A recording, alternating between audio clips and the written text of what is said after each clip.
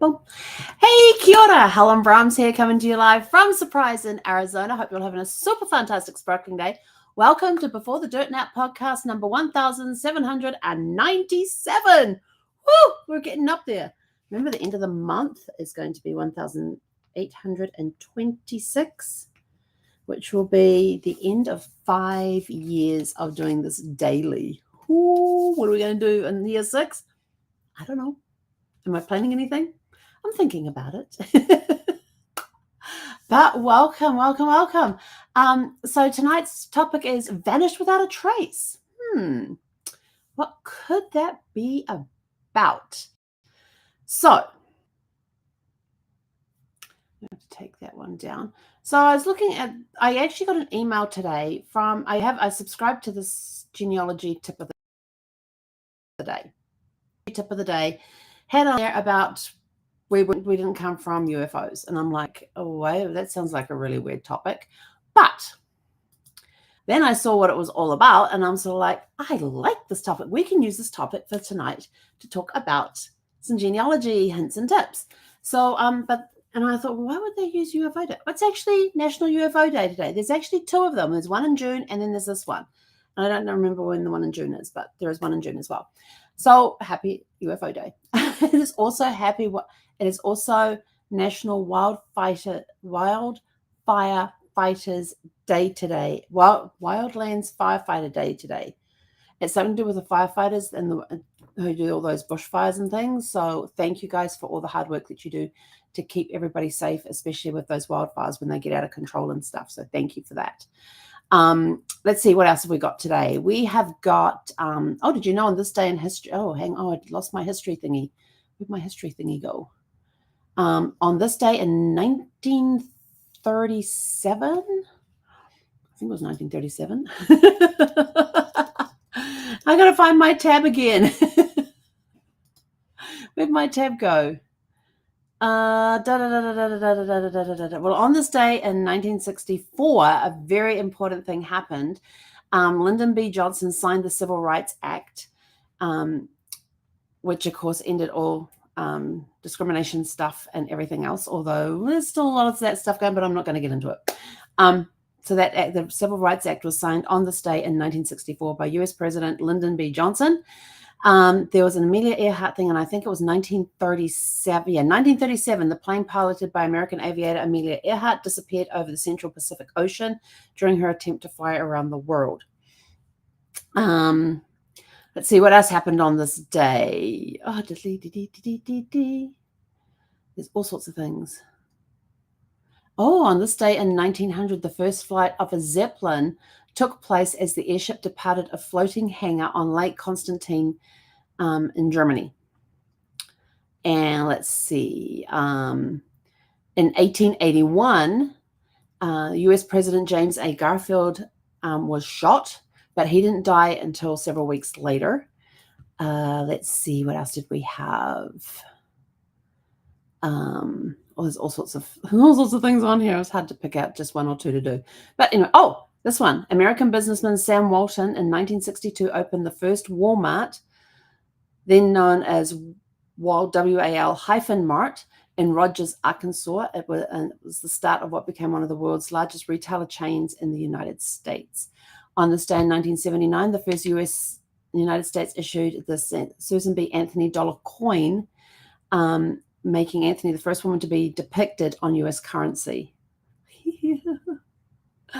On this day in 1997, American actor James Stewart passed away at the age of 89.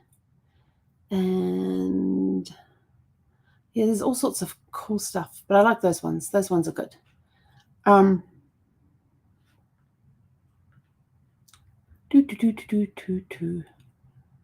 right, now I'm going to go back to there's my record. I tell you, getting used to this new tab at the top is very different. I usually look for a duck head for the StreamYard thing, but like we said yesterday, we're trying out Restream to see how it goes. We like it, we're getting it. So we're just trying it out for now. So, you know what? Vanishing without a trace. Do your ancestors really vanish without a trace? In some cases, yes, they do. And it could be for several reasons. It could be that they ran away for some reason. they took off. They changed their name. They moved to a new location and changed their name. And of course, back in the days, you had no way of knowing if that person was who they said they were. So, you could have been John Smith over here, and you went to a new town, and all of a sudden you're Thomas Jones, and there's nobody that can corroborate that. There's nothing that's you got no documentation that says that's who you are, and blah blah blah blah blah. Because there was times when they didn't have identification that they traveled with. So that's one way that your ancestors can trace. But then there's a really cool one. This one is probably a very common one. And, on the census, when you're looking at census reports and you're looking, you found the birth record of your, say, third great grandparent, and you're like, oh, this is great. I found him. Yay. We have a big party. We get all excited because we found him, but then we can't find anything else about him until he gets married. And you're like, well, hang on. He was born in 1845 in England. Or in my case, when was he born? When was William born? 1850 in England. Hang on, I'm just trying to, because I've been able to track his childhood, so that one's okay. But for example, you could say you're finding your third great grandfather, you found his baptism record, you found his birth record, you found his baptism record. Now you're looking for where he lived throughout his childhood and stuff. Did he stay in the same place? But you don't find anything about him until you find his marriage certificate years later. And I go, well, where is he? Where did he go? He vanished. Like, did the aliens kidnap him and bring him back when he was getting married, and he got married to some other woman that he met on a UFO or something? Where did they go? So here's a very simple question for you. Is it possible that his mother got remarried? And when you look at the census reports, he is listed with the stepfather's last name. This happens a lot because when they did the census reports, it wasn't necessarily somebody in the house that gave the information to the census reporter. It could have been a person who was visiting. It could have been the next door neighbor if they weren't home when the enumerator showed up. The enumerator just went there, and you don't know who gave that information. They gave the best information that they knew of at the time, and all they could have known was that John Smith has 5 children. The neighbor doesn't know that 3 of those kids are not his. They're the wife's from her first marriage. So they don't know. So all of a sudden these kids have the last name Smith instead of Jones. So check for that. Look to see if is it possible that the wife got remarried. Now, where would you find the information on the wife's remarriage? Well, you'd find it in marriage certificate and marriage records. You would also find it on parish records. Back in the 1800s, a lot of parishes, the records were kept at the church level, or the parish. Because they had the big books that had all the baptisms recorded, all the marriages recorded. If they were in a religion where banns had to be read, there'll be those recorded in there as well. There'll be deaths recorded in there, funerals that were held in the church, and things like that. So you'll find all those records there. And here's a really cool thing, is that, I get all sorts of funny things. Look at the parish records. Were there any were there baptisms going on? But then you figure out now, the wife's, you found your fourth great grandmother's maiden name. You knew who she got married to. So when you're looking for the records for a second marriage, don't look for her maiden name, because she may not have been using that at the time. She may be getting married under her first married name. And so you then look for, maybe she was a Thompson. And so you look, and that was her maiden name. She's not under Thompson. So then we go and have a look for, but she got married to Smith. No, hang on, that's the second marriage. I'm confusing myself. I should write these things down. Maybe she got, and then she got, so as Thompson, as her last name, Thompson being her maiden name, she may be under there again as with her maiden name for a second marriage. Or what was more common was that they would use their married name. So she, as a Thompson, she got married to a Williamson. So her married name is now Williamson. So Mr. Williamson, so her husband goes and dies, and she decides and she ends up getting remarried, which happened a lot, where a spouse died and the widow or widower ended up getting remarried again, because they needed that financial support. They needed to have that security in the home, because, as a widow, it was more advantageous for them to get remarried again. And so you go and look for their name under Williamson as their married name, and you may find a record there that they got married to the Smith. So, but then you may not know what the Now, there's also cases where the wife got divorced, but on a census report, she may say that she is a widow, because widowers were better treated than those that were divorcees. So you have to look for those records too. If you're looking to see what happened to their first husband, like, for example, I'm looking for my fourth great-grandfather. I know that he was a jeweler. On his son's, my third great-grandfather's marriage certificate, it's listed that he was a foreign agent. And that was the first time I knew anything about my fourth great-grandfather. I'm like, ooh, he was a spy. Yes. And then later on a census report, I found an entry that had his wife there, that she was married to a jeweler. I'm like, damn it. But still, a jeweler's really good too. But her son ended up being a bookbinder. And I'm like, well, how did he end up being a bookbinder? Because back in the 1800s, people would follow their fathers, would typically follow their father's trade. So why did my third great-grandfather become a bookbinder and not a jeweler? It wasn't until we discovered his baptism record that was dated in 1852. And as any good genealogist, if you're looking at an entry here, always look what's above and what's below an entry in a census report, in a list of marriages, especially like if it's out of a book that the parish has, that you're looking in the book where the parish marriages are listed, or the baptisms are listed, or the deaths are listed. Always look to see what's on that same page. If it's the very last one at the bottom of the page, flip the page to the next page to see what's over there. And so I looked above, nothing out of the ordinary. I looked below, and I was like, So my third great-grandfather got baptized on his 5th birthday, and because it also had written in there when he was born, and so it had the same date but a different year. So that was his birth. So we had his birth date recorded there. And it had the mother's name at the top with her address. Then there was this little squiggly line that went like this. And underneath that little squiggly line was the name of his father, was from. And I'm like, was from, not is from? So there was a clue that something had happened, because he was on my third great-grandmother was on, my fourth great-grandmother was on the 1851 census as being the wife of a jeweler, but she was in the home with my third great-grandfather, and no other children in the house. I think it was just the two of them. But my fourth great-grandfather was not listed there, which meant that when it says a wife of a jeweler, and then you put that with the foreign agent, he was probably one of those jewelers who went off on those ships to the east to buy the jewels and bring them back to England to make them into jewelry, that sort of stuff. So maybe that could be what he was. He was a salesman. He may not have, and he may have also done designs as well, but gone overseas to source his materials and then brought them back. So he could have been off on one of those trips where he was sourcing things. So and he was born my third great-grandfather was born in 1850. So that was on the 1851 census. In 1855, on his 5th birthday, there's this baptismal record, and it's got this little squiggly line that says that try to remember, Price. No, was it Price? Yes, William Price. So it showed that William Price was of, and it had the name of the town that he was from. And I'm like, well, that's interesting. They've got was of and not is of.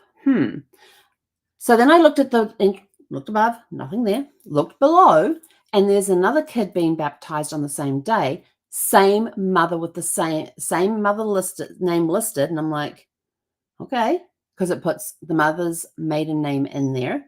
So it had her name in there.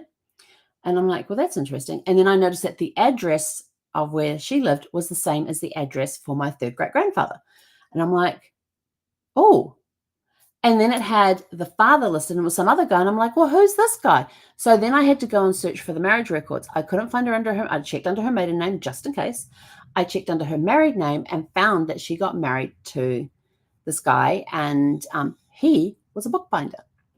So I had not only found my third great-grandfather and where he was baptized and everything, but it meant that on the census reports afterwards, I knew to look for the stepfather's name to see if my great-grandfather was listed in there, and he was. So that's how you can find, if they suddenly disappear as a child, it could be the fact that the mother got remarried for whatever reason. And I still don't know. I have a feeling that my fourth great-grandfather perished at some point between 1851 and 1855. And it must have been like 1854. I'm trying to remember what the marriage date was. I think the marriage date was 54. This was taking place in November of 1855 is when the baptism took place. I think they got married in 1854, and then they had a child together, and that's the one that was my third great-grandfather's half-brother that was being baptized on the same day. So you never know where you can find things. So if you've come across things where you may have found a birth record, always remember to look above and below, especially if it's in a parish records, because they may be doing a group baptism at the same time. They may have decided, oh, we haven't gotten the kids baptized yet, so let's go and collect all the kids together and we'll go down and we'll get them baptized. And that was another common practice because the parish was not close. There wasn't a parish close to where the family lived, and they had to travel some distance to get to the parish for the baptism. So they may have just waited till they had a few kids and then bundled them all up together and off to church they went to have a group baptism. That's another way that you can look on with records as well, is that you may find, that's why you should always look above and below, because you may find other family members on there as well. In this case, it's my third great-grandfather and his half-brother that were getting baptized on the same day. Now, the half-brother wasn't even a year old at that point. So, now we're just going to figure out what happened to my fourth great-grandfather. And, of course, being a William with the last name Price, it's a very common name. So it turns out. It's amazing how you think, oh, this is a very unique name. And then you go research and you're like, oh, that is not as unique as I thought it was. That's a lot more common than I thought it was. Like my maiden name, Ekins, E-K-I-N-S, is a very common name. And in England, it's almost as common as Smith. So it's like thinking, really? Yeah, really. There's a lot of them in England. And we had the manor house there in Warboys where my ancestors lived for a while. And then that's where George was. George got married to Sarah, his first wife. And they had, now I get the numbers mixed up, but the total is always the same at the end. They had 5 kids together. Then she died and he got remarried to Rebecca, and then they had 6 kids together, and then he died and left Rebecca with 6 children, with 11 children. Now, it could be the other way around. It could be the first wife he had 6 with and the second wife he had 5 with, but the total that the second wife got left with was 11. And out of those 11, some stayed in England, some went to New Zealand, some went to Australia, some went to Canada, some went to the US. We got spread around out of that 11. But my grandfather, my second great-grandfather, who was born in that house and raised in that house, he got married to his first wife and had a parcel of children. I can't remember how many kids he had. And then his first wife died, so he got married to my second great-grandmother, and they had my great-grandfather. And then he died before my great-grandfather turned 5. And so she took my great-grandfather and her stepdaughter, her younger stepdaughter, Alice, and they went off to Australia for a bit, and then finally moved to New Zealand. The goal was to go to New Zealand. They went via Australia into New Zealand, because I've got records, then leaving Australia and going to New Zealand.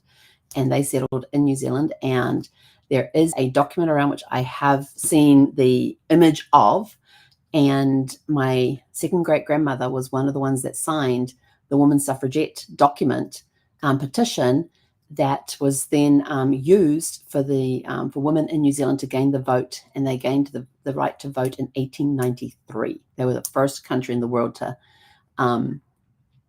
grant women the vote. And there's a page with her with all these signatures on it, and then right at the very bottom, like you're talking, here's all these signatures, and right at the very bottom on this, on this last piece right here on the very edge of the page is her signature.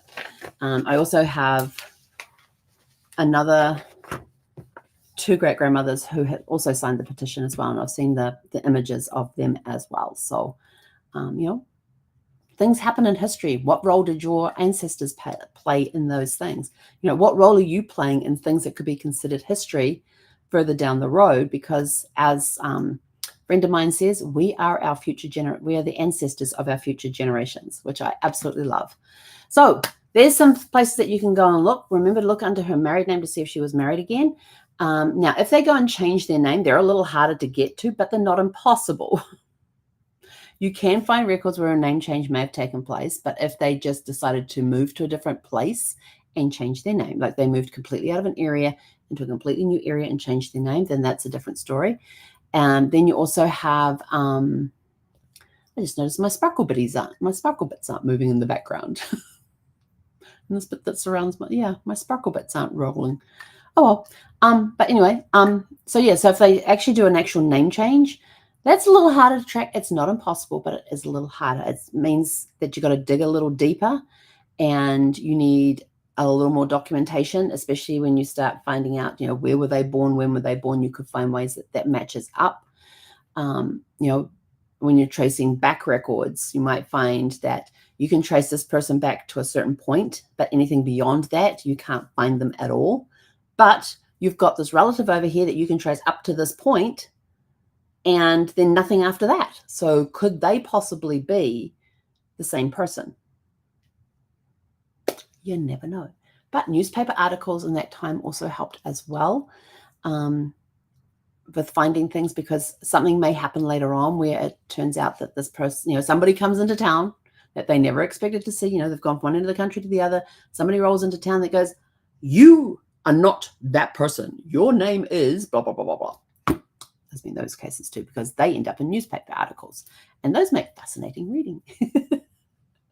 So, and also see if you can find obituaries as well. Obituaries are really cool. They can have a lot of information in the obituary. So keep an eye out for those, because those can be really, really cool to read. I mean, I have read some fascinating obituaries. I've read everything from Samuel Jones passed on, where are we at? July 2nd, 2021, aged 89 years. That's his obituary. All the way to ones that go on for pages that are literally a biography of this person's life, including the names of all their children, their grandchildren, their great-grandchildren. I love those ones. I love the story ones. I love them. Because you can then print it off and you can pull out so much information. I print them off and I sit here and I go through and I highlight all of the information, and I actually use, I use several different colored highlighters. One's for if his parents are mentioned in there, if his spouse is mentioned in there, if he's got siblings, they're one color. If he's got children, they're another color. The spouses of the children get highlighted the same color as the kids. And remember, on obituaries, they are typically, most of the time, like 99% of the time, listed in the order of birth. So you get an idea on who was born first, second, third, because that's the order that they are listed in. If they've got a name for a child, and then in parentheses they have another name, that person in the parentheses is their spouse or partner. Or they might put John and Susan, and you know that John's the child and Susan's the wife of John. So you can pull out so much information from obituaries. But if you're looking at census reports and you can't find a relative, you can't find an ancestor in there, and you're going, where the heck are these people gone? They can't have just vanished. Check to see if the mother got remarried, because they may be under the step-parents' names. And that's a very common thing that happened based on who was giving the report at the time. On some census reports, you will see in there that it has step-son, step-daughter, and they have their birth names in there. Other times, their last name is listed as the stepfather's name, and it's just got son and daughter listed there, because we don't know who gave the census, the enumerator, the information for the census. It's as simple as that. So, Smiths moved in and they had 5 kids. The neighbor didn't know that 3 of those children may not have been the husbands. They were the wives from a first marriage. So anyway, and you will very rarely see a D in a census report. You'll either see an S for single, M for married, a W for widow.